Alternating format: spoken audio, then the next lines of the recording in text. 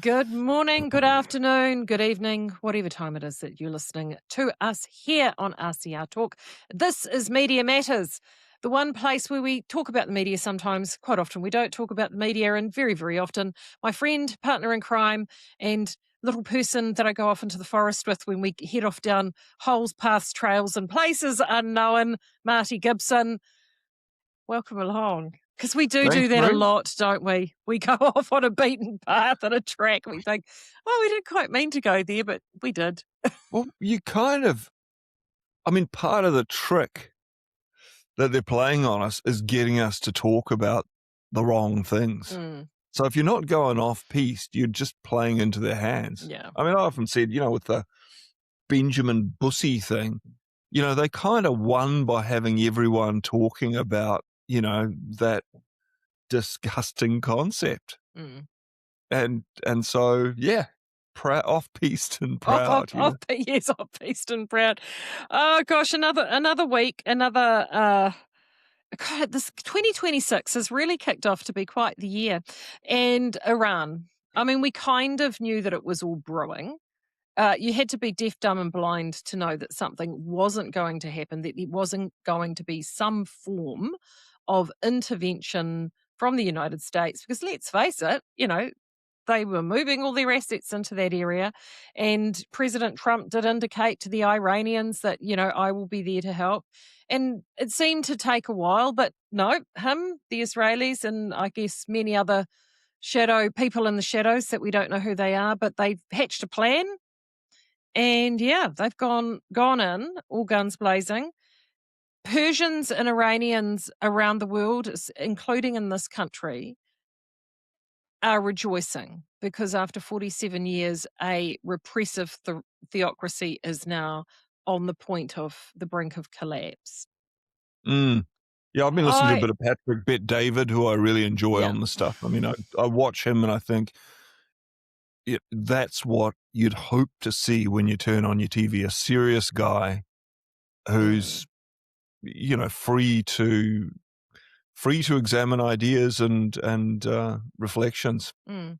One of the things that I just love, of course, is all the pearl clutches out there. And Helen, I clutch my pearls or my balls as big as anybody, has been, all of a sudden, very upset about this mythical creature, the rule of international law. And she was Yeah. wanting the diplomacy to play itself out. And it's like, yeah, kind of, Helen, this is where 47 years of failed diplomacy has got us. Now, I'm going to be the first to admit, were the Americans involved in the overthrow of the Shah 47 years ago? I'm pretty certain the CIA had exceptionally sticky fingers in that situation all the way back then. So I'm not saying that they're faultless in this matter, but here we are today where a regime that has created so much chaos through the world and a sector of our society, but also to what it has done to its people, is now finally at its knees. I have to admit, I really think for the world as a whole, we will be a whole bunch better off. Still early days, but Helen, And really? Phil Goof, her fellow spitting on returning Vietnam veterans, and Fabian Society's slow march towards communism. Insect-eyed little squeaky voice. I'm still sipping away at my my lemon ginger tea, so I'm a bit irascible this morning. But Yeah. yeah, I read Phil Goff's same sputtering about international law, and they just. One of the reasons that people who are naive or not streetwise often get punched in the face is that because they're in a fight before they realize they're in a fight. Mm. And, maybe they're listening to what the person who's walking up to punch them in the face is saying rather than watching their body language. We're in an existential fight with, I'm not going to say radical Islam, because radical Islam is Islam. If you reform Islam, you don't get the Reformation, because if you go back to the pure teachings of Christ, it gets better. If you go to the pure teachings of Muhammad, you get ISIS. Mm. And so these people like Chris Hipkins, and there's been some great memes going around with him with a turban and a beard. Yeah, they're like an autoimmune disease within Western civilization. Mm. There's been a lot of things written, and particularly about this international law side of things. And I'm doing a Fourth Estate, recording a Fourth Estate this week, and on there is Judge Harvey and Peter Williams, and I'm sure this will come up because our favourite Hobbit blogger, as in David Harvey, has written a really good piece around international law, because it's really interesting how those who sit on that sort of socialist leftist side of politics get very upset, and when they believe that this international law isn't followed. But it's like a sometimes thing. Countries ignore this routinely all the time. And, to turn around and wheel for someone like Helen Clark, who's hung her hat on diplomacy, to sort of say, no, we need to play this out. It's like, Helen, where were you when the tens of thousands of Iranians were being slaughtered just recently for trying to actually stand up for their rights in their own country? Where was the rule of law on that? Where was the diplomacy in that? How can you claim that you need to recognise the rule of law and diplomacy in a country where themselves they don't recognise such things? As far as they're concerned, if they're a theocracy, they only play into your nice little political game when it suits them. Well, do you mind if I read a tweet by one of my favorite Iranians, Gilda Kirkpatrick? And I've got one Iranian friend in particular, Simon Williams in Gisborne, and I've met another 3 or 4, and I find them solid. Really happy that people can get back to being free from the shackles of Islamic fundamentalism. So Gilda wrote in response to this huffing and puffing by these baby boomer Fabians. Excuse of international law selectively is not principled, it's tribal. The Islamic regime has spent decades violating treaties, funding proxies, repressing its own population, and ignoring basic legal norms. Yet some suddenly rediscover legal absolutism only when it suits their narrative. That level of inconsistency is not just hypocritical, it's strategically naive or evil. My concern goes beyond Iran. It's the lack of critical thinking here in New Zealand. They moralize without context. We saw similar judgment failures during COVID. A serious country requires consistent standards, not selective outrage. Here, Gilda. Yeah, and gosh, if you go way back into the RCR archives, I've interviewed Gilda. So did Cam, actually, as well, back in the day. And, she's got an incredible story of her and her sister, whose parents risked everything to get those girls out of Iran at the time that the Shah was deposed and the mullahs came in, because they knew what was waiting for their daughters. Yeah, and you can read horrific things like that. 15-year-old girls who are arrested, sexually abused in prison, then executed by a judge who later admits he also sexually abused her. I'm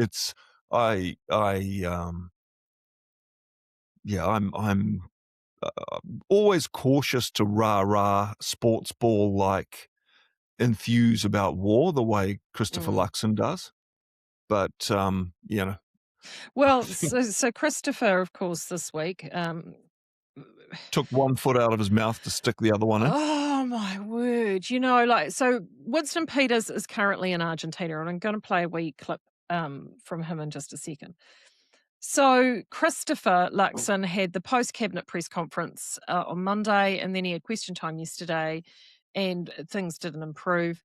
He's been crucified for it in the media because, of course, he's been asked about New Zealand's position on this. And I honestly felt like you would have thought, here he is. He senior businessman, senior executive. He's now in Parliament. I would have thought that he He'd would have had got. his 5 minutes staring in the mirror going, I'm a world leader. I'm a world leader. Exactly. He obviously didn't do Big that boy's job at because BlackRock. Big boy's job at BlackRock. if you were to watch the setup, it was like that whole Star Wars thing, with the it's a trap. You can see it a mile off.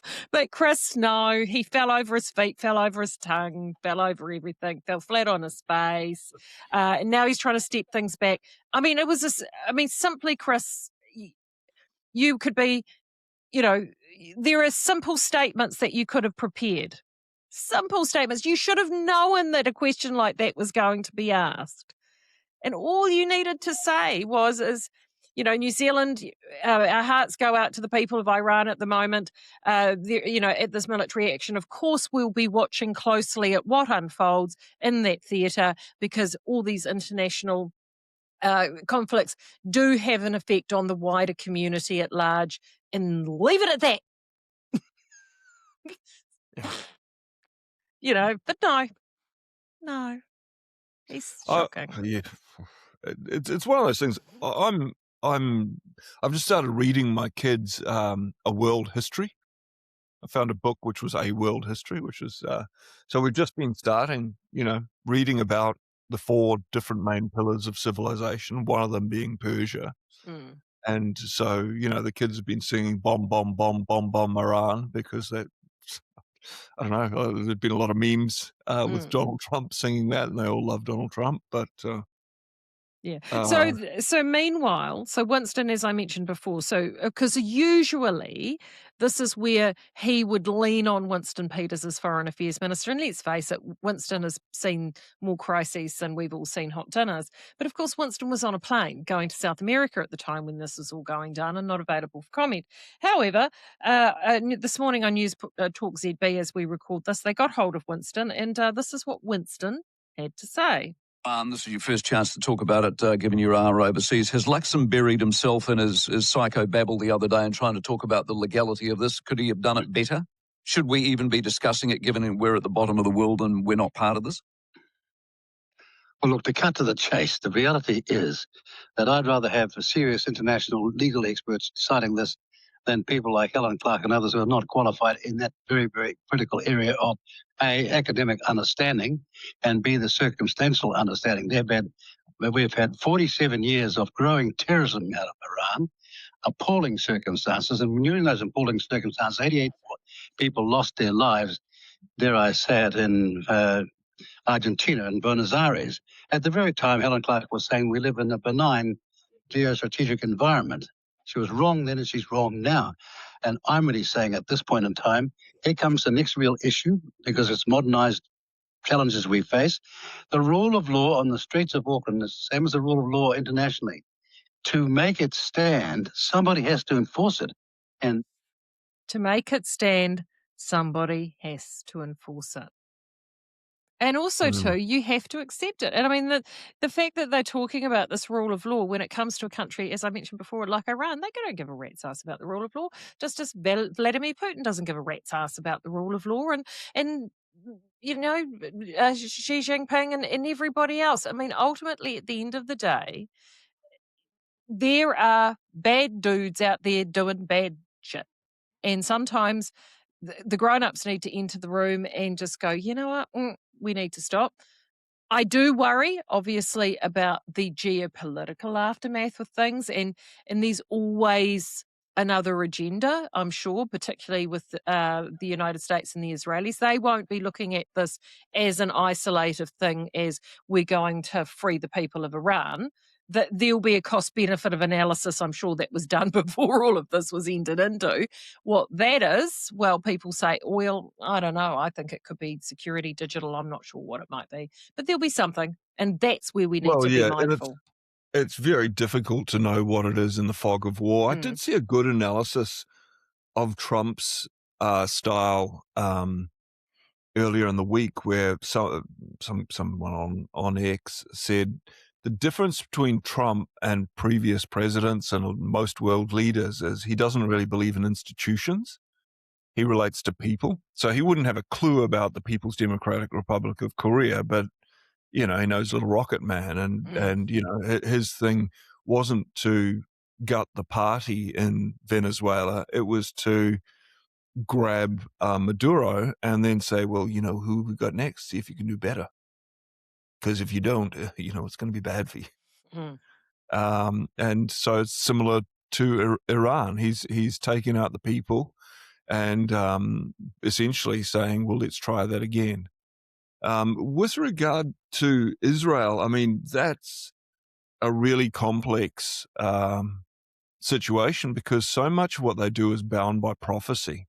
That they see things very much in a sweep. I mean, I did see Israel saying, we'll remember, the kindness that was shown to the people of Israel by Cyrus, the Persian emperor. And, they've also got, and this is where, we're not supposed to notice, they've still got this thing where they see the US as Rome and they see themselves, and you can hear Benjamin Netanyahu talking about this. They see themselves as destined to defeat Rome. And, you can see plenty of rabbis saying, well, we use Islam as a broom to defeat two of our enemies at once. So it's a tremendously complex, as always. When I find myself distracted by this, I think about the children in New Zealand who are living in terrible situations and how little we hear from some of these luminaries such as Goff and Clark about that. And for all that she wanted to end child poverty, she's now, we've got dear leaders now parked up, presumably close to sea level on the northern beaches at Sydney, despite sea level rise being an existential threat to New Zealand. So let's bring this back closer to home because you're right. As I've mentioned in previous episodes, I'm doing a lot around Oranga Tamariki at the moment. And, I've had a lot of off the record conversations, and it just is what goes on is heartbreaking. And just as a by the side, I saw that Howard Temple, who is the leader of Gloriavale, who had indecency charges, he's convicted.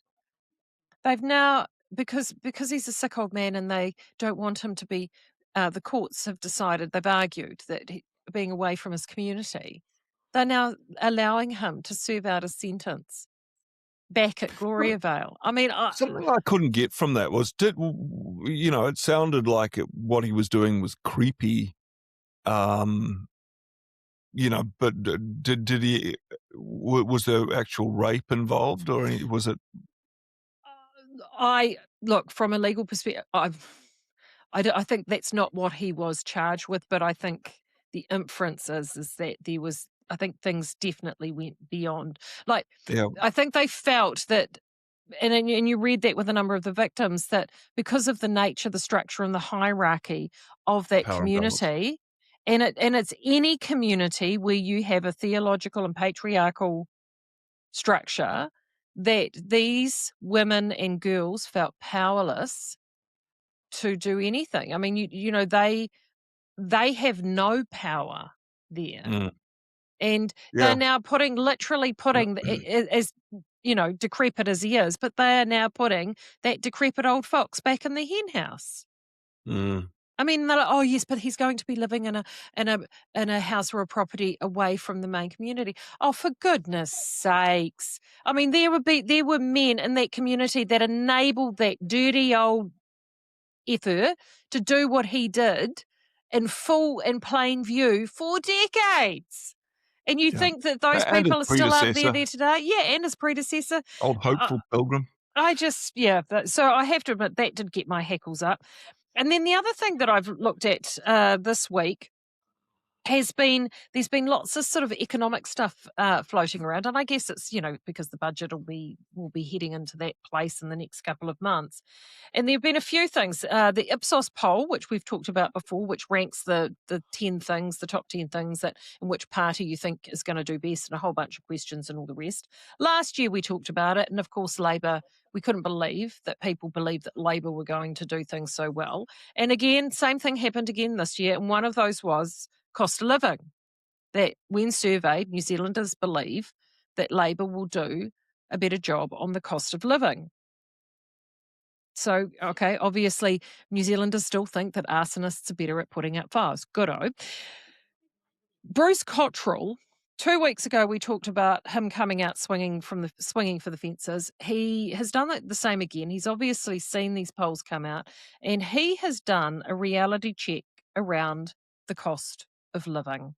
And his piece this week was essentially an economics 101. I'm going to actually send it to my son who's studying commerce now.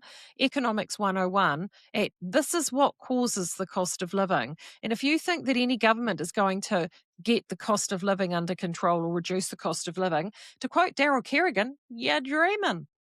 Well, you know, the thing that he missed in my admittedly not fulsome reading of the article was the most egregious part of Hipkins' proposals for a capital gains tax is that it's not indexed to offset inflation. So he creates inflation and then taxes it. It's disgusting. Yeah. But yeah, I mean, you can fool some of the people all of the time, and the black pill is maybe the teachers' unions, who very closely allied with the Labour Party, have as one of their objectives making people stupid enough to fall for that.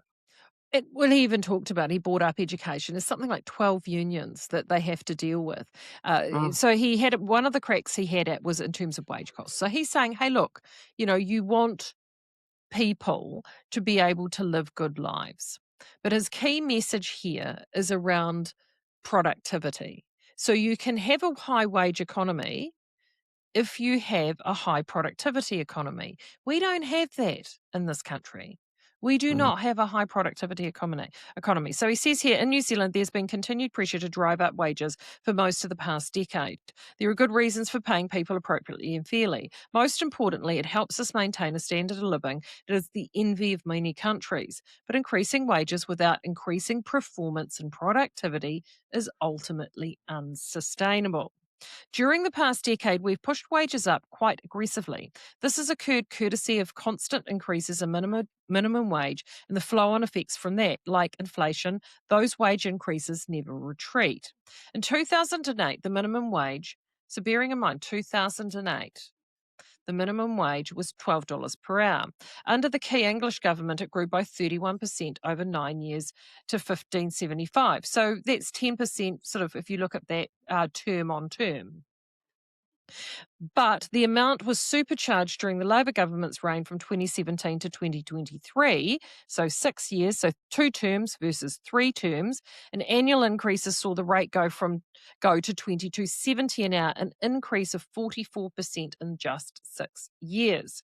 Both cases, the minimum wage grew by almost double the consumer price index during the same periods. In other words, wages, at least those at the bottom end, grew by more than the cost of goods. And all of that, and that wage inflation is the one inflation that they never want to talk about. They never want to talk about wage inflation. They'll talk about food inflation. They'll talk about, all these other inflations, but they'll never talk about wage inflation. That's because they've got no idea what it's like to have to employ someone and get them to do something that you can then charge a fee that allows you to profit from their labor. And when you do that, and we've talked about this before, but you realize how ephemeral productivity is. It's so vulnerable to someone's heart not being in what they're doing.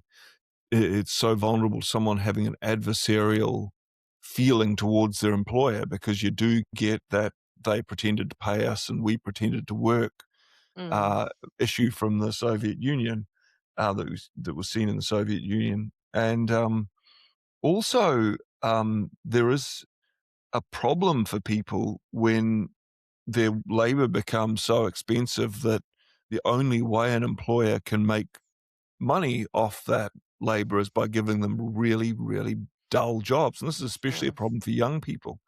If it costs too much to employ a young person, you either don't employ them, especially if it's hard to fire them, or you just get them doing something where you can't really take the time to teach them, so they can naturally rise above whatever the minimum wage is, and through their experience and knowledge. Also, too, the expectation of what work actually is. Because when you and I first started out, I mean, as I mentioned before, I never went to university.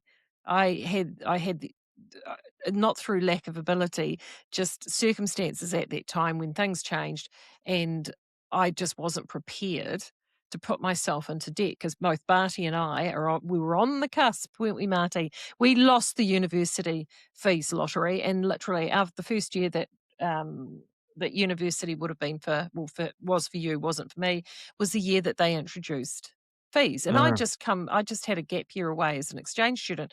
And, the last thing I wanted was to do these fees. So I opted for on the job training and to go to work. I remember, that job, which I had for 2 years, I was earning $15 or more, and I was working 6 days a week. I was earning $15 more than what the dole was at the time mm. for a And week's wages. you get beneficiary maths, which is a problem, Mm, and does create dependency because beneficiary maths is what am I paid per week minus what I would get on the dole divided by the number of hours I work, and that's my effective hourly rate. I'm working for $2 an hour. I'm working mm, for $1 an hour, and it's not based in reality. Um, it's based on a distortion of reality. But again, if you've got someone who's working with that attitude, they're not terribly productive. no, They're they're not. resentful. Yeah. They're dragging their feet. They're almost sabotaging the organization they're working for.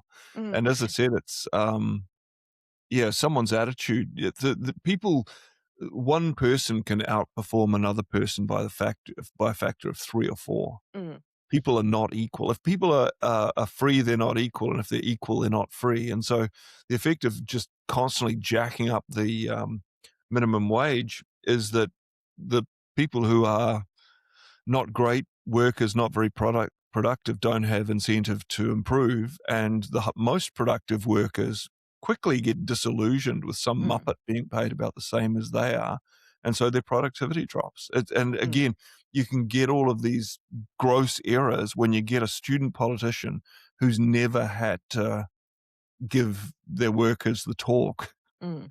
And also too, one of the things as well, and I think you've brought up a really interesting point, is that whole concept of skin in the game. Right. Yeah.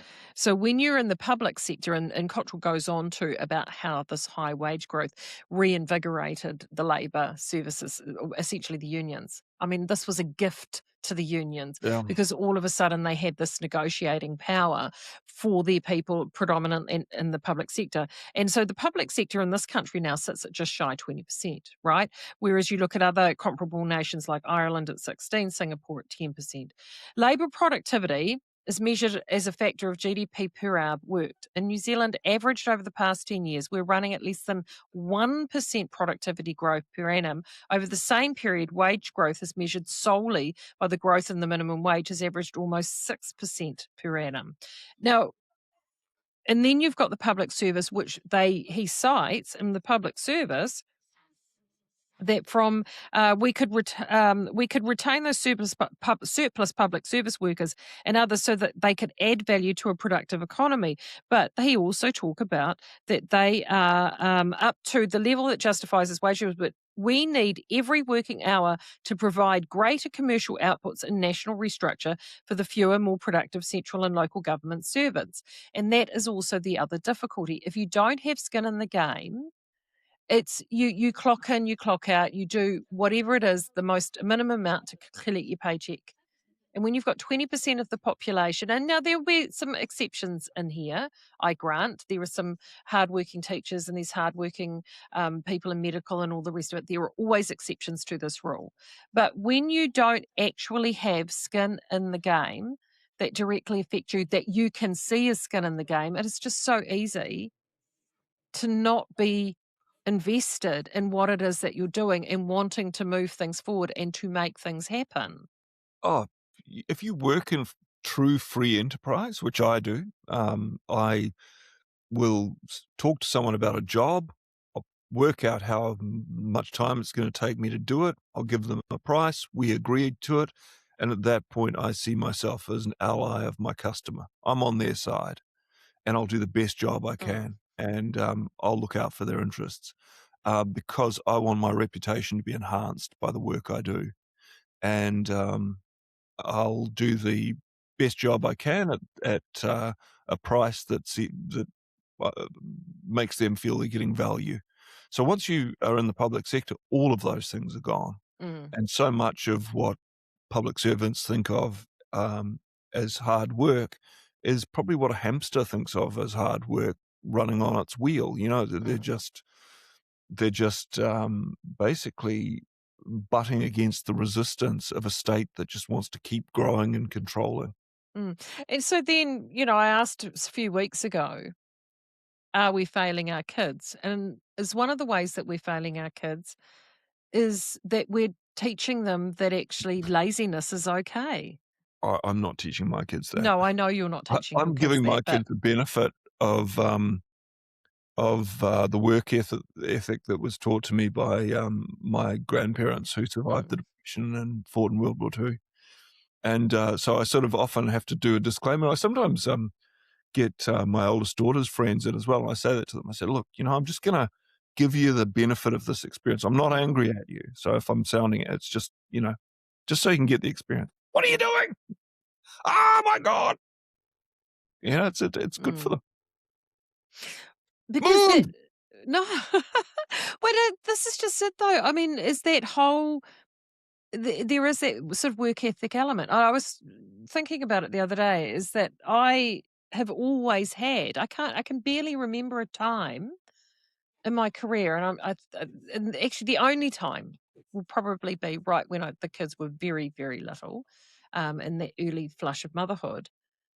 I've never not just had one thing. Like I've been involved in businesses, but there's always been other gig jobs, and you're the same. I mean, let's face it, you've always got to have multiple little irons in the fire, and you're doing lots of different things. Even now, I have a silent financial interest in what was the former day job when I started this. I'm doing this, mostly full time, but I'm still running my events off the side, which I've been doing since 2009. I've got fingers in pies. You're always looking for the next thing. But I find so many people now are just not looking. They're not interested. As Yeah, long as they can it's buy an their it's an latte, they're happy.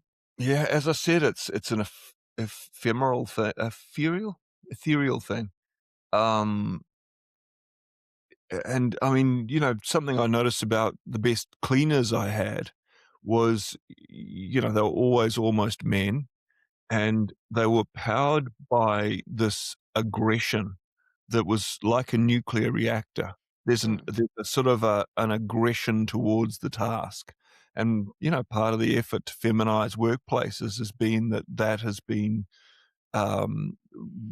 really not welcomed at all. That kind of, but it's harnessable. And if you don't harness it, if you suppress it, then eventually, well, you either get a nuclear meltdown or people just switch off and poke at tasks with a stick rather than attacking them in a way that just gets them done and you get on to the next thing. Yeah. I watched a podcast this week, just briefly with Duncan Garner, because he's doing some really good work now. And he Yeah. had Chris Hipkins' little English beady-eyed Fabian twin on, Craig Rennie. And this guy, an economist, and he's one of the favoured go-tos of the media to get comment. He's now looking to win back Rongotai from the clutches of the Greens at the next election. And, he full credit, he went on Duncan and they were having a bit of a chew fat about the economy. But if you actually really listen to what it is that he's saying, you can hear that slow ooze. It is like an ooze, isn't it? That wanting to be in the Politburo. Yes, that ooze. Just want to control everything. That Of Aramanic, Marxism. evil desire for total control. Can't trust the people. Yeah. Yeah. And meanwhile, across the other side of things, economic and currency and global, you went to Tucker and listened to Catherine Austin Fitts, who is got America's Catherine Ennis Carter. It is, yes, and she's got a mind like an absolute steel trap. If the name is sounding familiar to people, Alistair did interview her for our Digital Future series. It was incredible, so do go back and have a wee listen You'll to that. post a link to that interview. It's worth listening to. I mean, from my point of view, it's very in line with a lot of my thinking. She's obviously zoomed out to the extent that she sees that what we're in isn't a rational competition or battle. It's a spiritual one. We are up against not just self-interest or ignorance. There's an element to it which is characterizable only as evil. And I thought that was interesting. But she had some great insights into the ruling class. I'm loath to call them elites. I don't think of them as elite, but they do have that born to rule attitude. And she was talking about how they don't trust people. And we've touched on this before. She said, you don't trust the crowd to care until you hit the iceberg, and then it's too late. So you decide, okay, we need a meritocracy because you don't trust the people. I disagree with that. We can have a bottom-up structure that does the risk management but builds the explosive wealth, and it can work, but then you don't have an uber class. So I think they decided they find managing the general population very frustrating. They're hypocritical, irresponsible, and frustrating. We're just going to go to complete control. So this is, again, that Ahrimanic evil that I was talking about. The problem is that once you get into complete control, you get an uber class of people who think of themselves as a different species. And then Tucker says, and they may be, actually. I have my suspicions partly confirmed, but when you go from an egalitarian society, a Christian society, to something else, the attitudes of the people in charge become so bad. I've seen it. And then Catherine said that the people at the top have no clue about why the people at the bottom behave the way they do. And Tucker replied, the people at the top believe the people at the bottom just hate them because they're just hateful people. And that hate is based on envy because we're just so great, so successful, and so smart. It has a corrosive effect on that class because you get someone like Epstein, who, when you read his emails, is dumb as a tack. And then this is the key bit, and I've spoken about this before, and this is the key attribute of Satanists. Here's the thing. They think that many people are stupid because they just let them get away with it. There hasn't been the pushback, and so the more we allow it to go on, the less they respect us. And there is that element of, you're so stupid. You deserve what's coming from you. I've told you what I'm going to do. I've made the movies. I've shown you, and you're still going along with it. It's your funeral, pal. Yeah.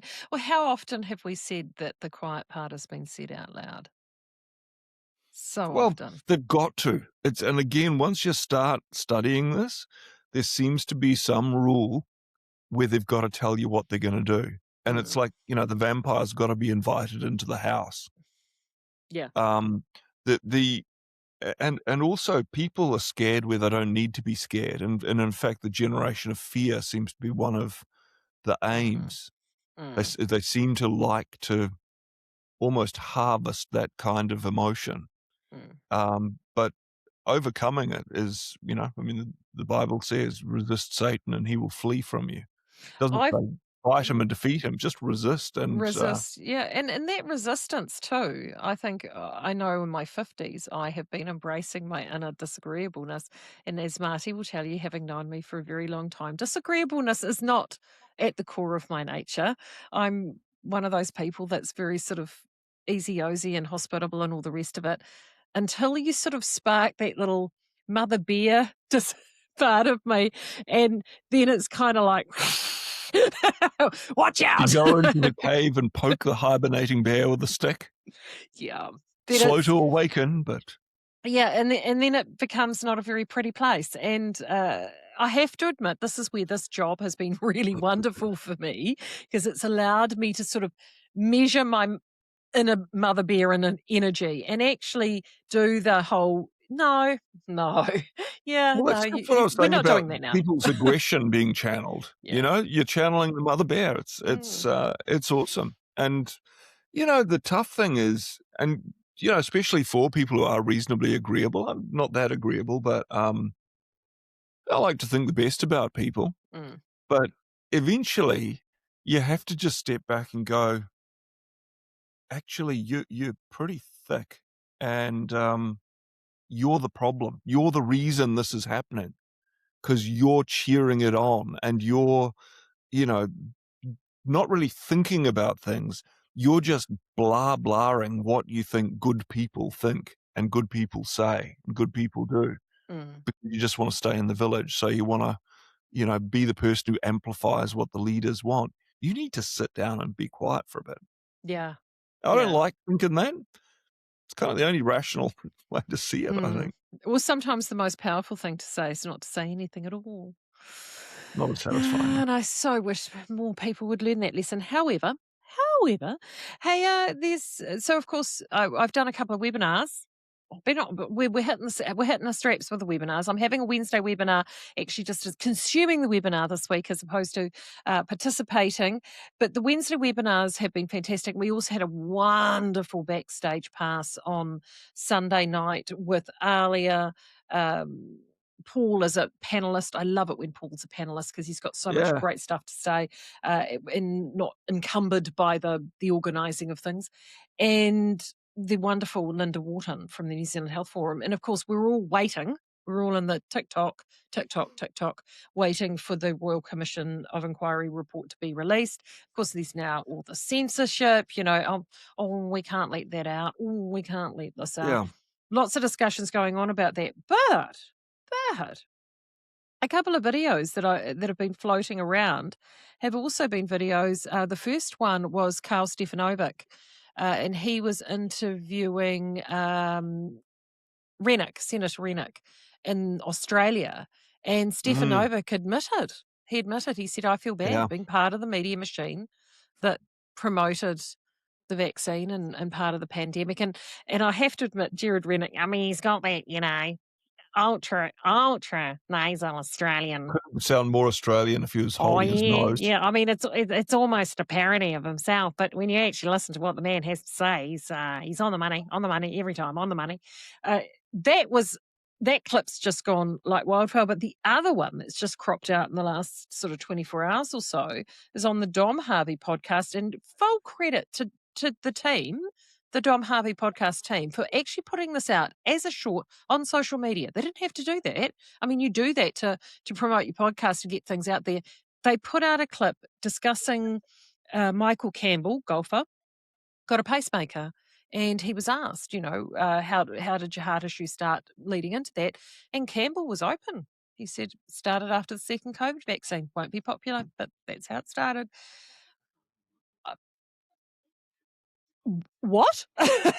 We'd never have seen this even 12 months ago, Marty. Does this mean that people are now going from what they've been quietly whispering to each other and actually secretly know, but have been too scared to go and saying anything to actually putting it out there? I'll read you a quote from General Mike Flynn, and he's talking about Epstein here, but he could just as easily be talking about New Zealand's COVID response in the inquiry. He said, if you believe in the rule of law, you demand full disclosure. If you believe no one is above justice, you demand prosecution. If you believe this country belongs to its people and not to a protected class of predators and their enablers, you demand that every stone gets turned over, no matter whose name is beneath it, no matter how many powerful friends they have, no matter how uncomfortable it makes the institutions that spent years covering for them.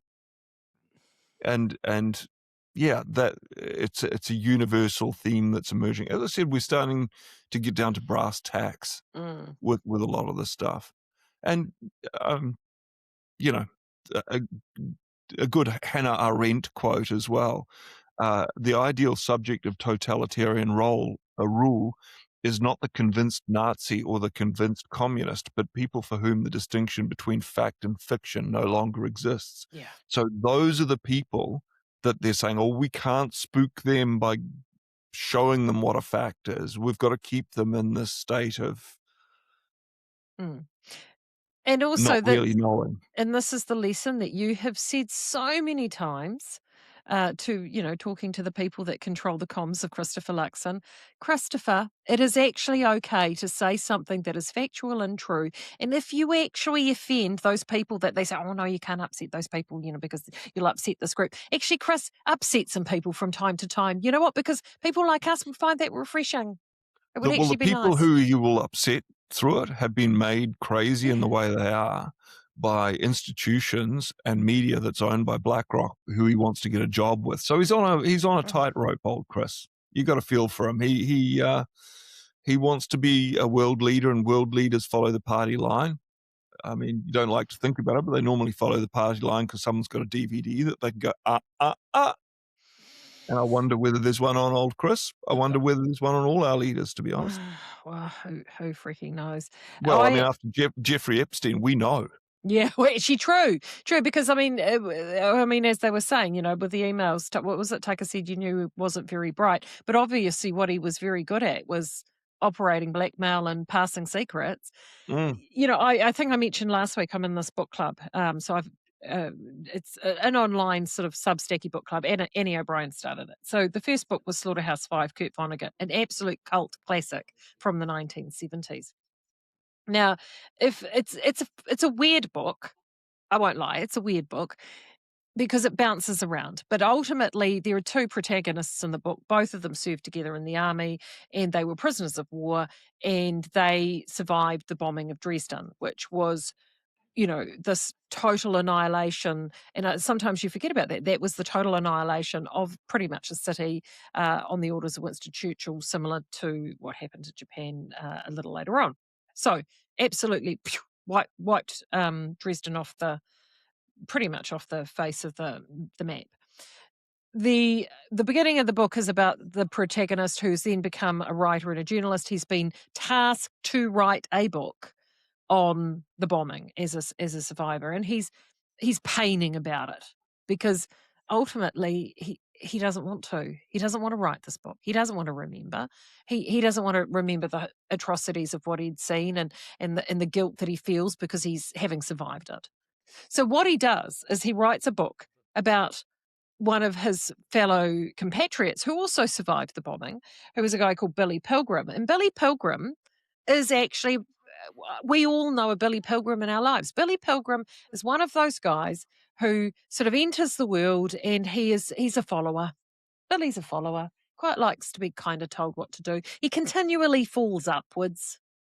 And he just, has an advantageous marriage in his professional life with a woman that no other man would go near.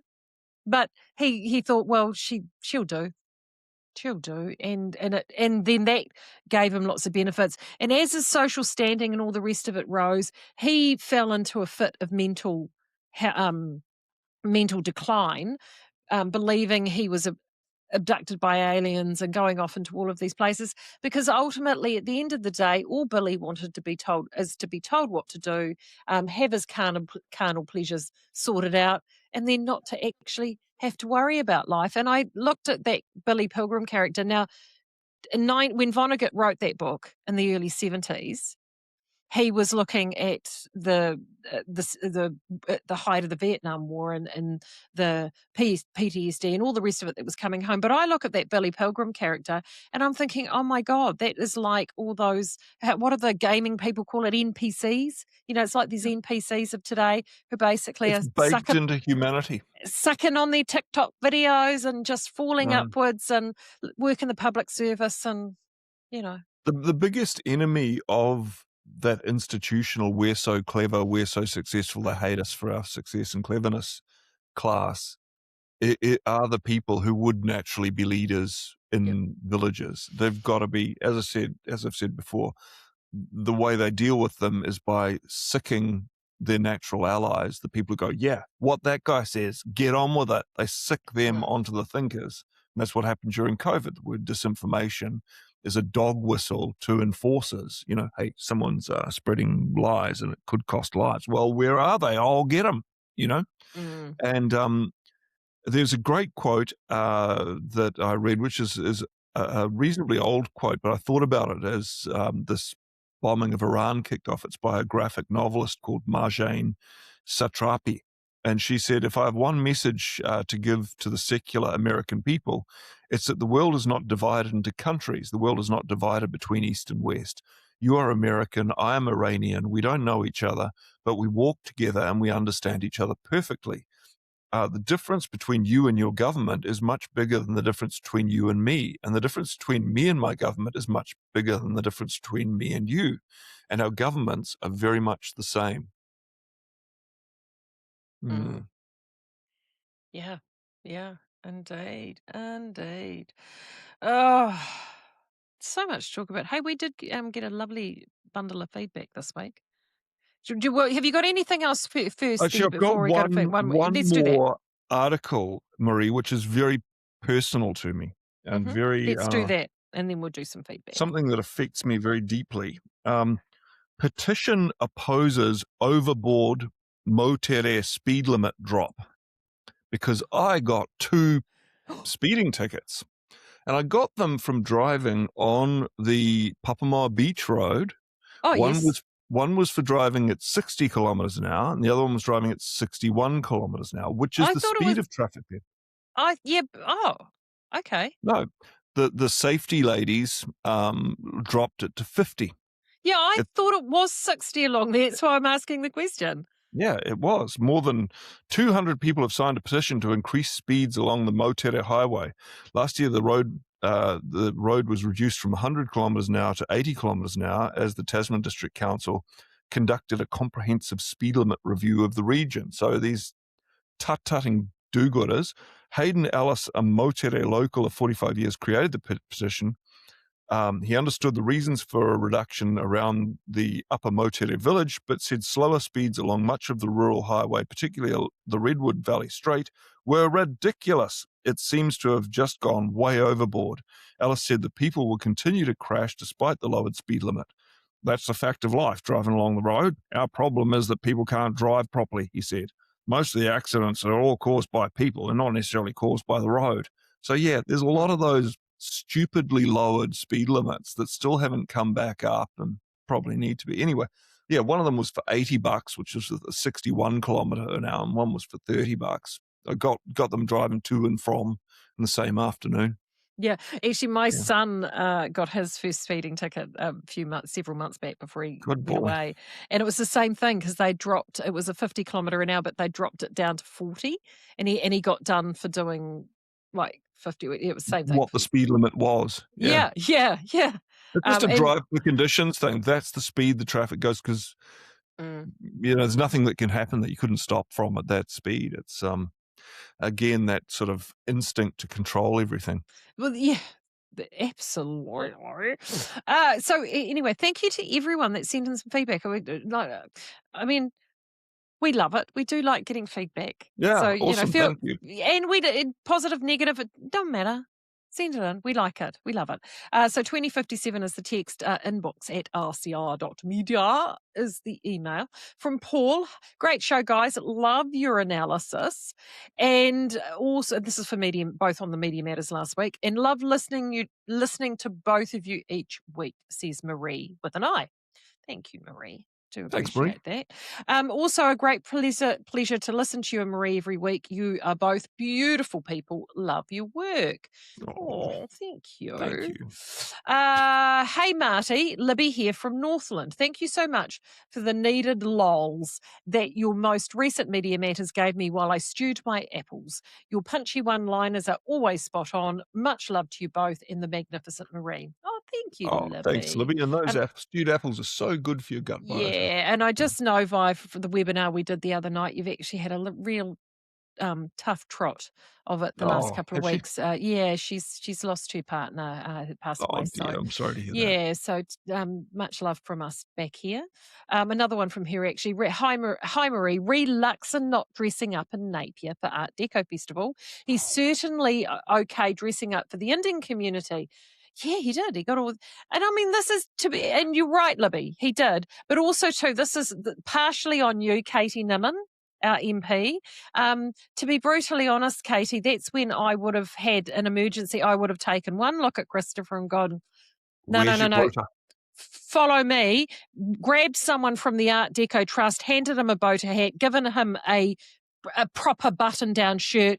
His chinos were fine. Given him a pair of braces, and then he would have, at least blended in. But wearing a polo shirt, no. So Katie, come on, darling, come on. Anyway, It's almost like you want them to fail, Katie.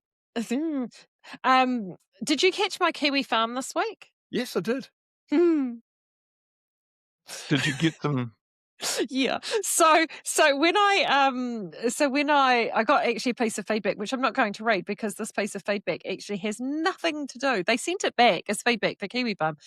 So Jeff, I did get your feedback and thank you very much.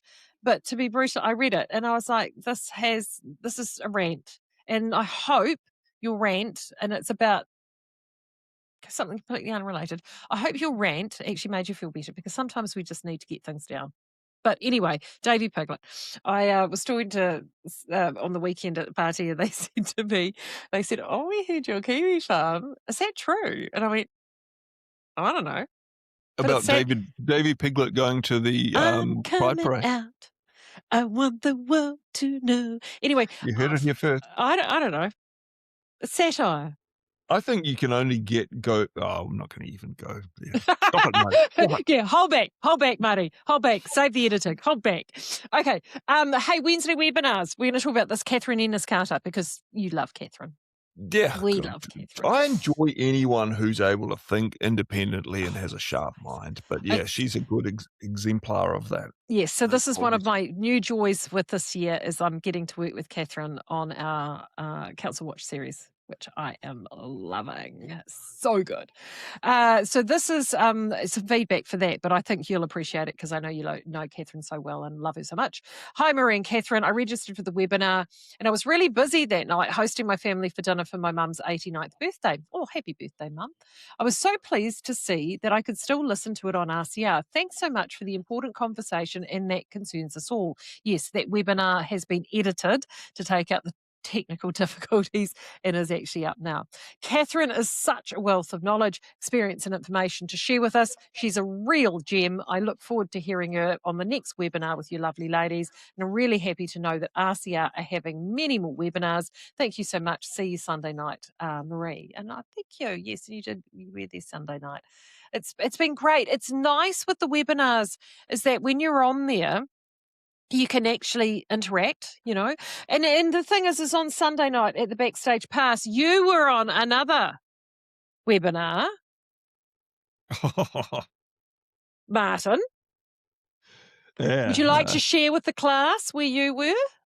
Well, I had a really interesting, good discussion with Simon Anderson, who, of course, rose to deserved fame for his work recording the Posey Parker debacle. Friend of the show, our Simon. Just, yep, has fed some a lot of very hilarious commentary into the commentariat. But yeah, no, so we had a very interesting discussion, but the only thing that was pulled out was a short was his speculation that RCR was essentially a propaganda arm of gingers with a disproportionate number of gingers on it. Yes. That's one of his part of the shtick of his show is he believes that he sort of takes a group of people who no one really cares whether they're discriminated against and gives them the sort of discrimination that most people would like to give other various groups. So if people ever see sort of communications between Simon, Marty, myself around that, believe me, this is a private in-joke, so it's not. Yeah. So he does this thing with genders, to which you were like, oh, yes, well, Marie, yes. But what you did forget, of course, is that, we did tell him, Simon, this once, which blew his little mind, is that our producer is called Ginger. But she's not a ginger. But she's not blonde. Ginger. Well, she did say a lot of nice things about you and about everyone. He cut that out, of course. That ended up on the cutting room floor. Yes, Simon. So Simon, just as well we love you. I'm your favourite Ginger, Simon, so that's fine. And on that, On that, thank you, everyone. If you're still here after an hour, we do appreciate you staying along and listening to us. As I said before, 2057 is the text, inbox at rcr.media is the email. We'll do it all again next week. I mean, there's never a boring week. Webinars, I was starting to tell you people about this. This Wednesday, we have Wally Richards and Rodney talking about winter planting. So that will be hilarious. Ginger went to do the run sheet for it, and I just said to Ginger, all you need to do is go hello and an introduction from Rodney, because once those two start talking, there's going to be no format. They'll just talk. You know, you did tell me that one thing about AI, and you know, as AI slop becomes more and more pervasive, I think our brand of pretty unstructured, it's tough to have artificial intelligence kind of. It's so true. I Yeah. guess AI can't generate the slop that we generate ourselves. Yeah. Indeed, Marty. Very good point. Very good point. And on that note, we will do it all again next week. Take care. Have a great week from all of us here at RCR and Media Matters. I'll be back with Fourth Estate at the end of the week. Until then, Thanks take so care. much, Marie. Have a great week, everyone. See you later.